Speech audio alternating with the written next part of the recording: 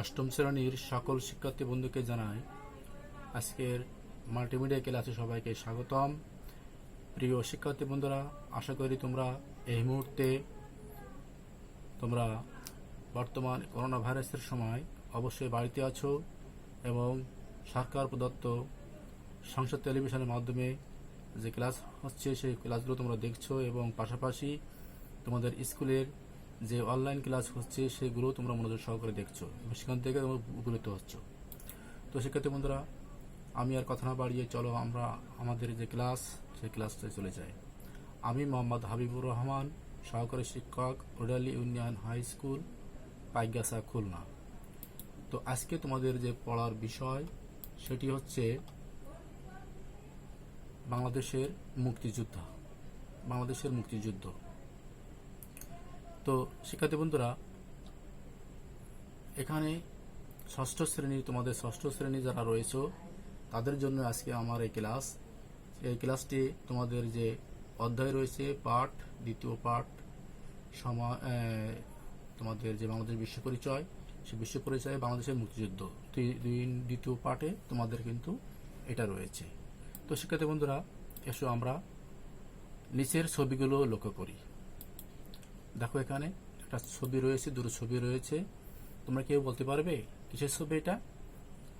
হ্যাঁ, আশা করি তোমরা সহজে বলতে পারবে। দেখো, এখানে প্রথম চিত্রে কি হয়েছে, এখানে বাংলাদেশের যে দামাল ছেলেরা, বাংলাদেশের যে মুক্তিযোদ্ধারা, তারা কি করছে, এখানে তারা শুয়ে পড়ে পাকিস্তানি যে শত্রু সেনা তাদেরকে ঘায়েল করার জন্য এইভাবে তারা কিন্তু এইভাবে হেঁটে হেঁটে পা করে তারা কিন্তু যুদ্ধ করতে যাচ্ছে। দ্বিতীয় চিত্র আমরা কি দেখছি, যে বাংলাদেশি সৈন্যরা তারা কিন্তু এখানে মেশিন গান নিয়ে তারা কিন্তু যুদ্ধ করার জন্য প্রস্তুতি নিচ্ছে এবং যুদ্ধ করছে, তাই না? তো এই ছবিগুলো হচ্ছে কিসের ছবি? নিঃসন্দেহে একটা মুক্তিযুদ্ধের ছবি। আবার দেখো, খেয়াল করো, এখানে দেখো একটা মেশিন রয়েছে। এই মেশিনটা দেখো, আবার রয়েছে, দেখো এখানে আরো কতগুলো মেশিন গান রয়েছে এবং এখানে কিছু সৈন্যরা রয়েছে। আমরা এগুলো দেখতে পাচ্ছি, তাই না? তাহলে এগুলোই কিন্তু আমাদের 1971 সালে যে যুদ্ধ হয়েছিল সেই যুদ্ধের অস্ত্র কিন্তু এই মেশিন গান। এগুলো দেখো এখানে রাখা রয়েছে। এগুলো কিন্তু মর্টার এবং মেশিন গান, এই নিয়েই কিন্তু বাঙালিরা ওই সময় 71 সালে যুদ্ধে ঝাঁপিয়ে পড়ছিল। তাহলে এই ছবিগুলো কিছু ছবি, নিঃসন্দেহে তোমরা বুঝতে পারছো। তাহলে আজকের যে বিষয়টা আমাদের রয়েছে, এই বিষয়টা রয়েছে কি, আজকের পাঠ বাংলাদেশের মুক্তিযুদ্ধ। তো আশা করি তোমরা তোমাদের দ্বিতীয় পাঠ রয়েছে, দ্বিতীয় পাঠে তোমাদের কিন্তু এটা অবশ্যই রয়েছে।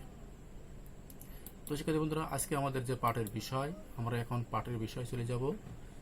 আমরা এটা আমাদের দরকার নাই, আমরা কি কি শিখবো এখানে দেওয়া রয়েছে। ছবিগুলো আবার দেখো, আবার কিছু ছবি দেখো এখানে রয়েছে। দুটো চিত্র এখানে রয়েছে। দেখো, এখানে আমাদের সৈন্যরা তারা কিন্তু পানিতে দাঁড়িয়ে, দেখো পানিতে বসেও দাঁড়িয়েও কিন্তু যুদ্ধ করেছে। এখানে দেখো আমাদের সৈন্যরা কিন্তু গেরিলা আকারে, অর্থাৎ লাইন দিয়ে দাঁড়িয়ে তারা কিন্তু শত্রু সেনাকে ঘায়েল করেছে, তাই না? এগুলো কিন্তু কিসের ছবি? ছবিগুলো কিসের ছবি? মুক্তিযুদ্ধের ছবি, ঠিক আছে? আবার কিছু ছবি দেখো এখানে রয়েছে। এগুলো কিসের ছবি?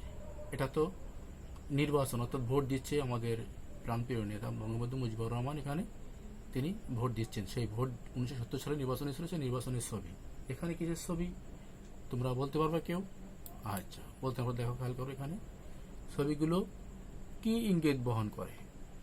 এখানে আমরা 1971 সালে নির্বাচন হয়েছিল, সেখানে কিন্তু আমাদের বাংলাদেশি নেতারাও জয়লাভ করেছিল, কিন্তু পাকিস্তানিরা কিন্তু সেই ক্ষমতা কিন্তু দেয়নি। আমরা পাশ করেছি, দেখো পাশের চিত্র এখানে পাশ করে গেছে, বঙ্গবন্ধু মুজিবুর রহমান পাশ করেছিল, কিন্তু আমাদের ক্ষমতা তারা দেয়নি। তো শিক্ষার্থী বন্ধুরা, দেখো এখন তোমাদের একটা একক কাজ করতে হবে। তোমাদের সময় দেবো 5 মিনিট। 5 মিনিটের ভিতরে তোমরা এই কাজগুলো করে আনবে। 1970 সালের নির্বাচনে কোন দল বিজয় লাভ করে লেখো। তো তোমাদের অবশ্যই মনে আছে আওয়ামী লীগ, অর্থাৎ সেই সময় আমাদের আওয়ামী লীগ ছিল সবচেয়ে বড় দল, তাই না? এই আওয়ামী লীগ সহ আরও বেশ কিছু দল একসঙ্গে কিন্তু ওই 1971 সালে অংশগ্রহণ করেছিল নির্বাচনে কিন্তু আওয়ামী লীগ বিজয় লাভ করে। মুক্তিযুদ্ধ কি তার লেখো, মুক্তিযুদ্ধ কি, তাই না? তাহলে এই দুটো প্রশ্নের উত্তর তোমরা অবশ্যই আশা করি প্রত্যেকে লিখবে এবং লিখতে পারবে। কি পারবে না? হ্যাঁ, আশা করি তোমরা লিখতে পারবে এবং তোমরা লিখবা। এবার চলো শিক্ষার্থী বন্ধুরা, আমরা আরো কিছু ছবি দেখি। হ্যাঁ, এখানে খেয়াল করো, ছবিগুলো কোন ঘটনার ইঙ্গিত করে, তাই না? দেখো এখানে যে আগের চিত্রে আমরা যে কি দেখাইছিলাম, নির্বাচন দেখাইছিলাম, তাই না? তো এখানে দেখা যাচ্ছে কি বাংলাদেশের যে নির্বাচন হয়েছে 1970 সালে যে নির্বাচনটা হয়েছিল, এই নির্বাচনে বাংলাদেশের আওয়ামী লীগ সবচেয়ে বড় দল, এই আওয়ামী লীগ কিন্তু বিজয় লাভ করছিল। কিন্তু সেই সময় বিজয় লাভ করলেও পশ্চিম পাকিস্তানি শাসক চক্র কিন্তু আমাদের ক্ষমতা দেয়নি, বরঞ্চ তারা বিভিন্ন ক্ষমতা নিয়ে তাল বাহানা শুরু করছিল যে আজ না কাল, কাল না পরশু, এইভাবে তারা কিন্তু সময় কামন করেছে। তাই এদেশের নারী সমাজ দেখো, ডান পাশে এই আমাদের এই বাম পাশে নারী সমাজ কি করছে, তারা কিন্তু ঢাকার রাজপথে মিছিল করছে, ব্যানার, ফ্ল্যাগ, ফেস্টুন, তাই না? এগুলো নিয়ে কিন্তু মহিলারা কিন্তু আন্দোলন করছিল।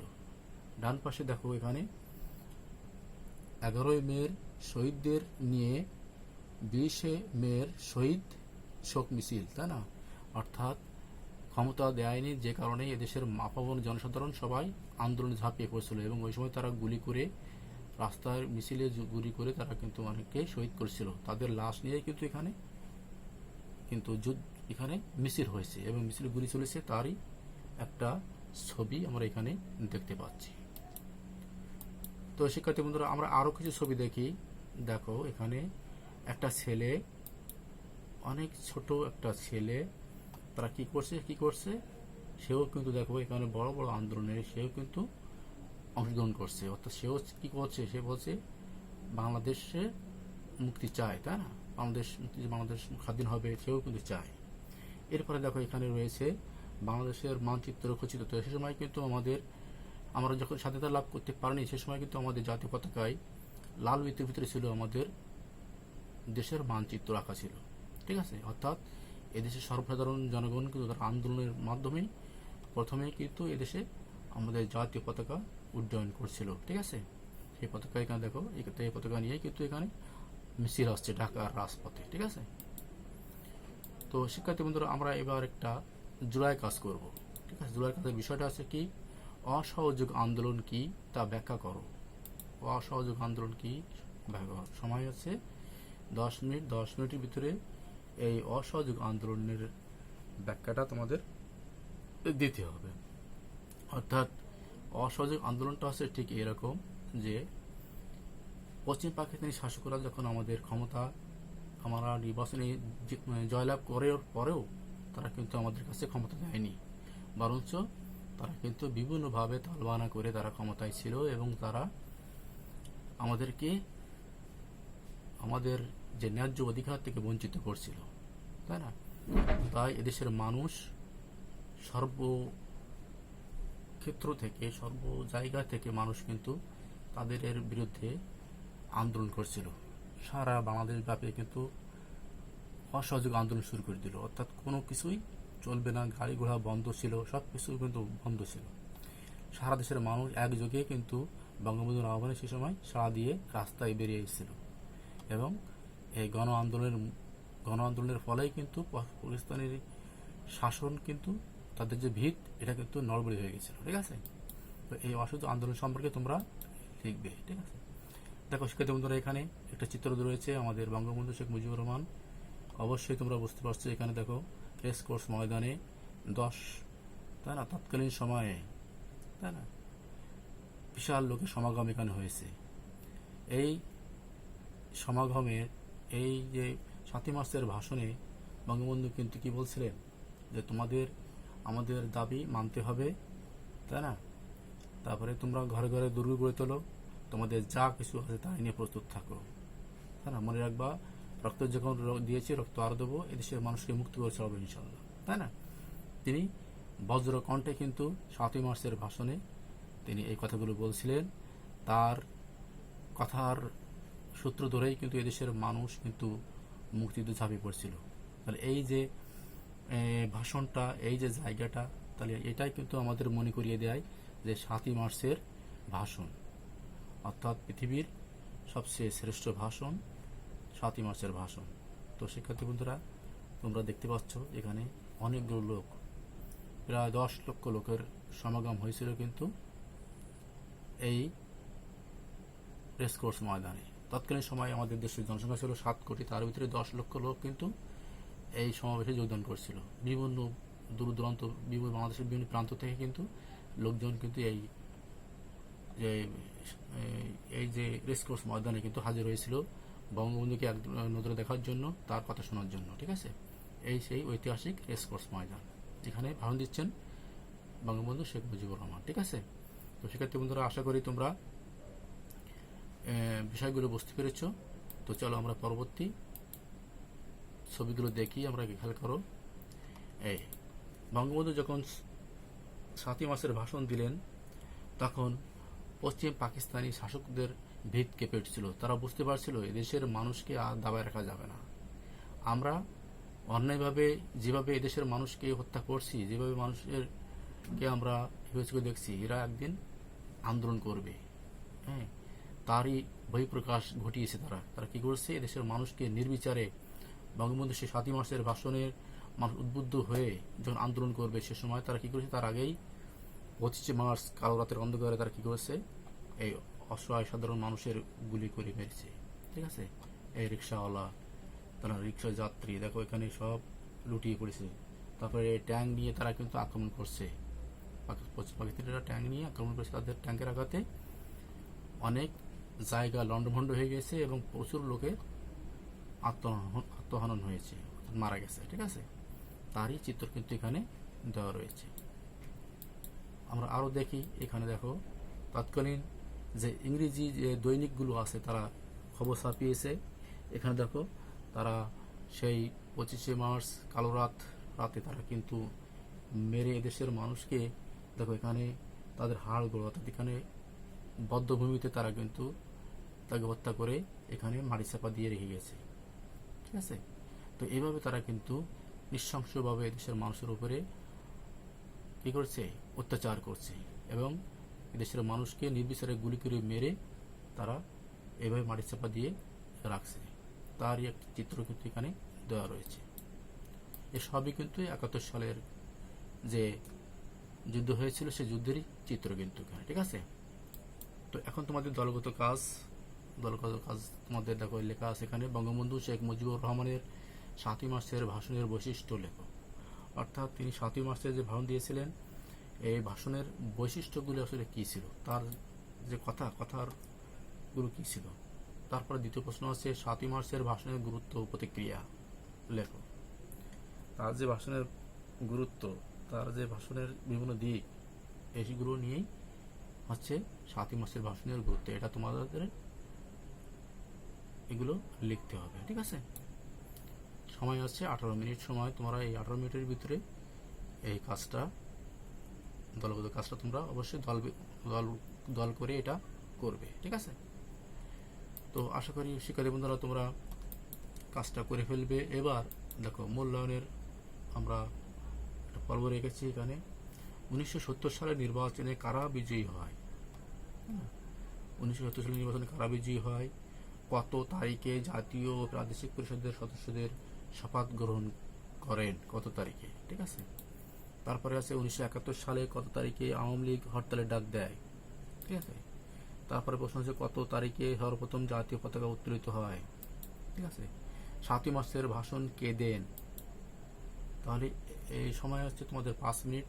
এই 5টা প্রশ্নের সময় হলো 5 মিনিট। 5 মিনিটের ভিতরে তোমরা এই প্রশ্নগুলোর উত্তর অবশ্যই বলবে অথবা লিখবে। ঠিক আছে, তো আশা করি তোমরা প্রশ্নগুলো দেখতে পেয়েছো এবং শুনতে পেরেছো। তো তোমাদের কাজটা কি এখন এর উত্তরগুলো খুঁজে বের করা। তোমরা তোমাদের তোমাদের বাংলাদেশ বিশ্ব পরিচয় বইয়ের 2য় পাঠে তোমরা এগুলো সবাই পেয়ে যাবে, পড়লে অবশ্যই পাবে। তো আশা করি তোমরা এগুলো দেখে উত্তরগুলো বলবে, ঠিক আছে? তো এখন সব পরিশেষে তোমাদের একটা বাড়ির কাজ দিব। দেখো, বঙ্গবন্ধু শেখ মুজিবুর রহমান তার 7ই মার্চের ভাষণ সম্পর্কে তোমার মূল্যায়ন লিখে আনবে। অর্থাৎ তিনি 1971 সালে যে ভাষণ দিয়েছিলেন, এই ভাষণটা তুমি কিভাবে মূল্যায়ন করবে তা তোমার নিজের ভাষায় লিখতে হবে, তাই না? তুমি নিজে নিজেই কিন্তু এই লেখাটা লিখবে, কারো সাহায্য ছাড়াই। তো তোমরা এই লেখাটা কোথায় পাবে? উত্তরগুলো তোমরা বই পড়লে বইয়ের মধ্যে কিন্তু উত্তরগুলো রয়েছে। তো তোমরা অবশ্যই বই দেখবে, বই পড়বে, তাহলে অবশ্যই তোমরা কিন্তু এর উত্তরগুলো সহজে পেয়ে যাবে। তো আশা করি তোমরা বাড়ি থেকে এই বাড়ির কাজটা করবে এবং তোমাদের বিদ্যালয়ের শিক্ষকদের কাছে এই বাড়ির কাজগুলো জমা দিবে যখন স্কুল খুলবে সে সময়। তো আশা করি তোমরা বাড়ির কাজগুলো করবে। তো শিক্ষার্থী বন্ধুরা, আজকে আমি এখানেই বিদায় নিচ্ছি। তোমরা সবাই ভালো থাকো, সুস্থ থাকো এবং বাবা মায়ের কথা অবশ্যই মেনে চলবে। বিনা প্রয়োজনে বাইরে যাবে না। যদি কোনো প্রয়োজন হয় তারপরেও তোমরা কি করবে? মাস্ক পরে বাইরে যাবে, ঠিক আছে?